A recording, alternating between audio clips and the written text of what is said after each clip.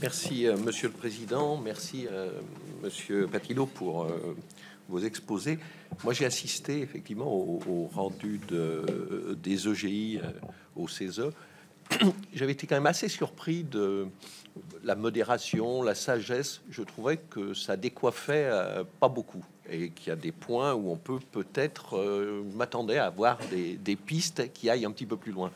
Je prendrai, je reviens sur la proposition 4 sur la gouvernance des médias, prolongement de la loi Bloch. Alors, on parle d'une rédaction d'une charte déontologique entre la direction et la rédaction, c'est quand même bien sage. On parle aussi de comité d'éthique, chaque direction, c'est-à-dire de l'éthique à géométrie variable. Moi, pourquoi on va pas jusqu'au code de déontologie des journalistes avec un ordre pour l'édifier, qui, on sait, les sondages, qu'il rassure les citoyens sur l'information, qui protégerait les journalistes et qui surtout permettrait par exemple de délivrer une carte de journaliste qui soit pas basée sur des critères purement économiques, de savoir si en tout on a moins de 50% de ces revenus, et en plus qui sont d'ailleurs attribués actuellement à la fois par les journalistes et en même temps par les employeurs. Je trouve que qu'il faut vraiment quand même qu'on ose un jour peut-être franchir le pas pour, je vous dis, rassurer, peut-être sauver peut-être même cette profession. Après, j'ai entendu je voudrais revenir sur la formation à l'esprit critique, l'EMI.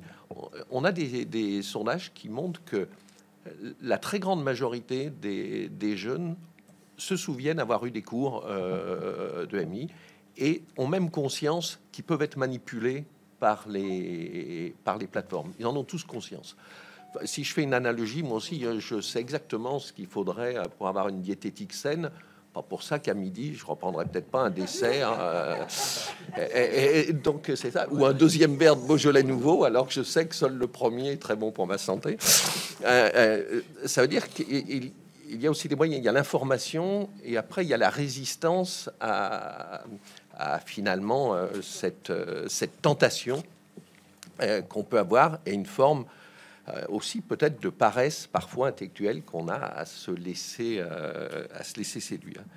Et enfin, je suis là, j'ai découvert sur ce que vous avez dit sur l'intelligence artificielle et ce passage finalement de l'exposition à la contribution.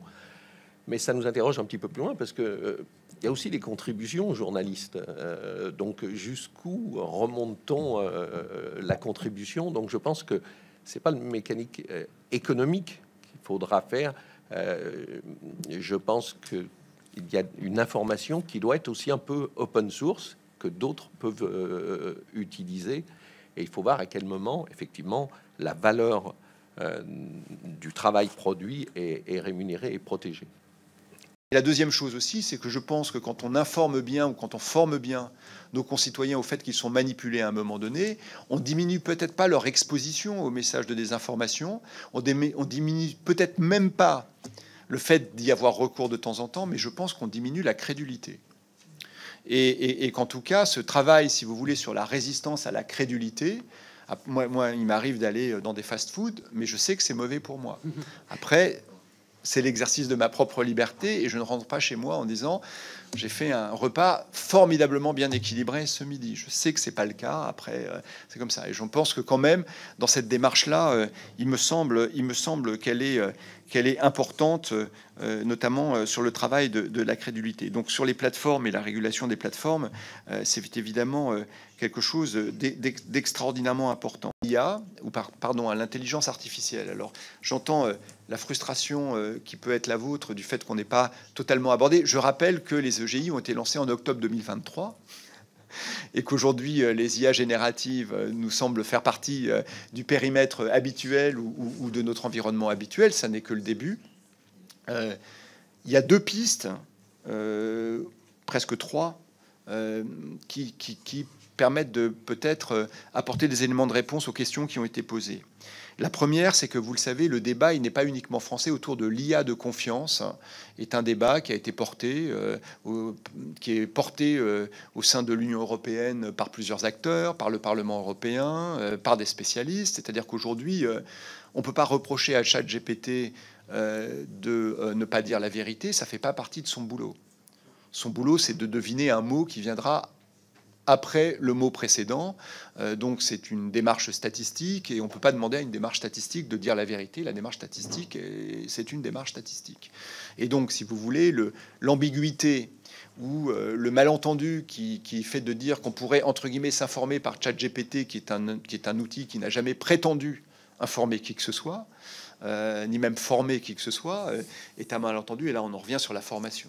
Donc on va arriver vers des questions d'IA, à un moment donné, spécialisées ou pas dans la formation, autour des assistants personnels, des IA labellisés. Donc on va retrouver cette double question de labellisation à un moment ou à un autre. Et donc quand on propose et quand on demande même à la profession d'un moment donné d'avoir des critères de labellisation, justement pour parler de la confiance, en disant on va devoir labelliser les choses quand les gens font de l'information, et même quand c'est des influenceurs d'information puisqu'on le propose, donc quand ils exercent une responsabilité éditoriale, on va devoir les labelliser. Et donc on aura, on espère, des IA à un moment donné labellisés d'information, où il va y avoir des IA ou des assistants personnels auxquels on va demander à un moment donné de nous informer.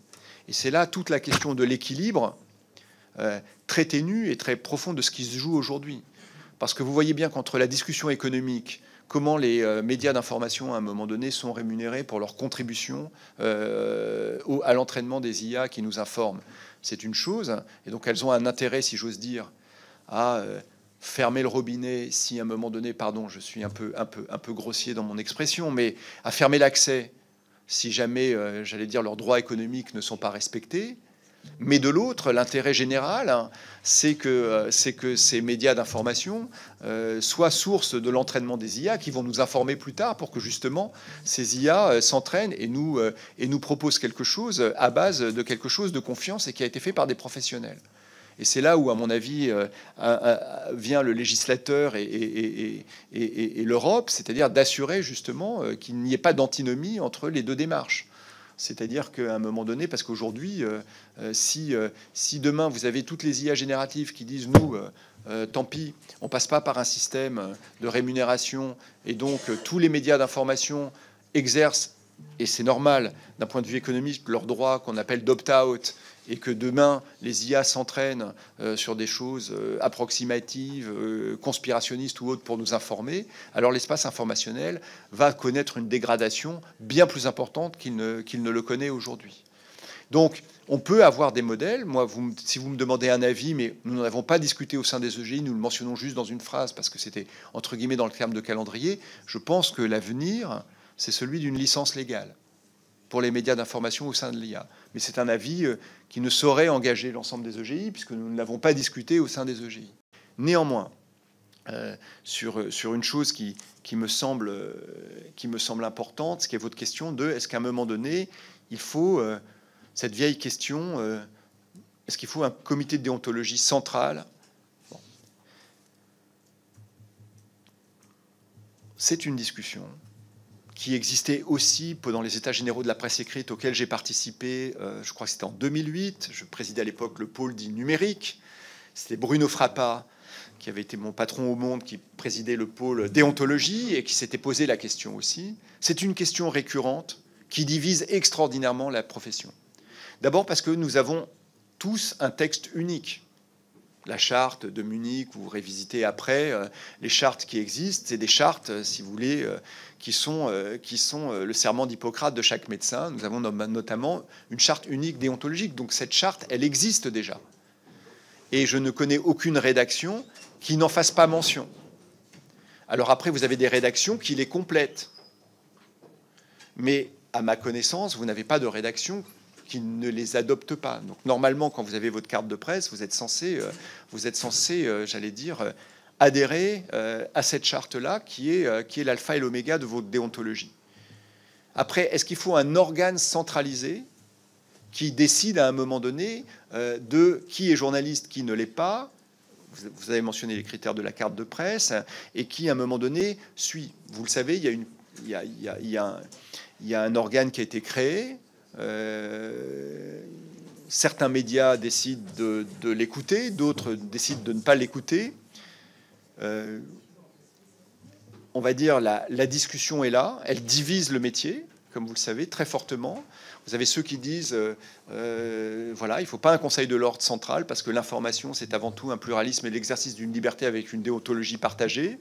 Vous avez d'autres qui sont sur d'autres points. Vous avez par exemple le modèle belge ou le modèle espagnol, où vous avez effectivement des commissions de déontologie, mais qui sont uniquement consultatives, c'est-à-dire qui n'ont pas de pouvoir décisionnel. Voilà. Là aussi, nous sommes transparents.